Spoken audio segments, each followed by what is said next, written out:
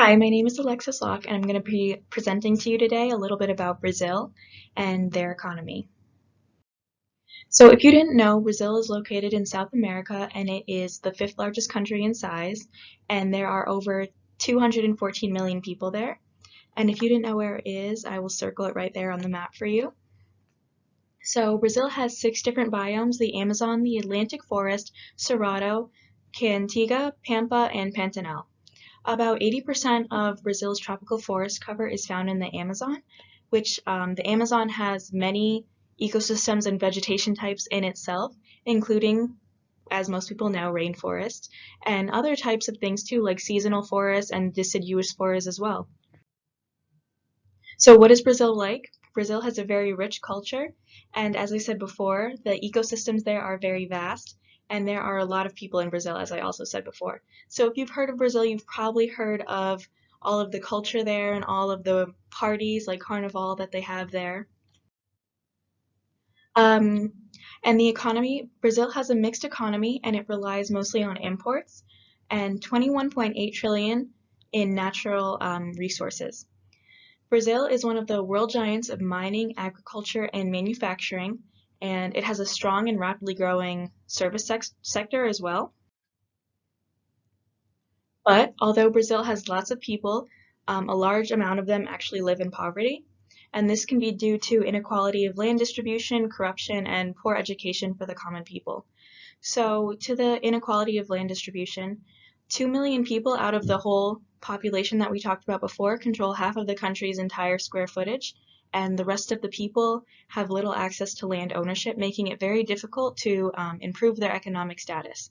So, unfortunately, Brazil is one of the most unequal places in the world when it comes to land distribution.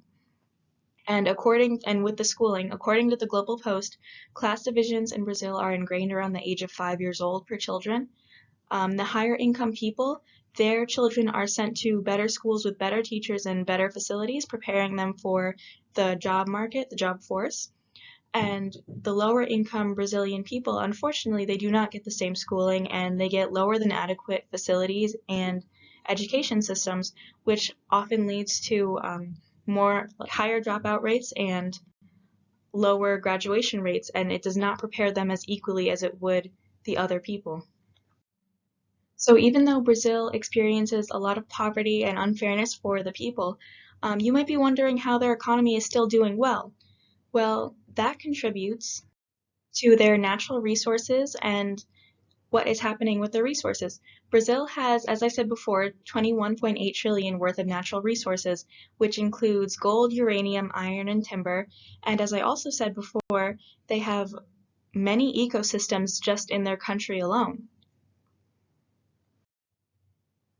And their labor force is also growing as well. They did have a tougher time during the pandemic, as I will speak about later, but right now, as you can see, their numbers are growing exponentially. The labor in Brazil is, as I said, on top with mining, agriculture, and manufacturing.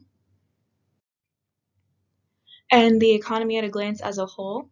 So Brazil was slapped with massive foreign debt, a devalued currency, and hyperinflation as a result of the oil gut of the 1980s. And so Brazil's workers suffered wage freezes, soaring food prices, and empty supermarket shelves for a very long time. And under their former president, who was impeached, she really messed with the economy and like she caused a lot of inflation in Brazil. And Brazil had a very long and deep recession from 2014 to 2016. And during the coronavirus pandemic, the federal government of Brazil tried to ride out the pandemic of COVID-19 by avoiding economic restrictions at all costs, hoping to avoid drastic effects on the economy. But this did not work the way that they thought it would, and it left more harm than good, and actually left a lot of people in Brazil jobless and afraid after the pandemic. A lot of people were not working, and a lot of people were firing people because they were scared of the consequences. But as I said, the economy is back on the rise right now, and the labor force is growing now. And that's a little bit about Brazil. Thank you for listening.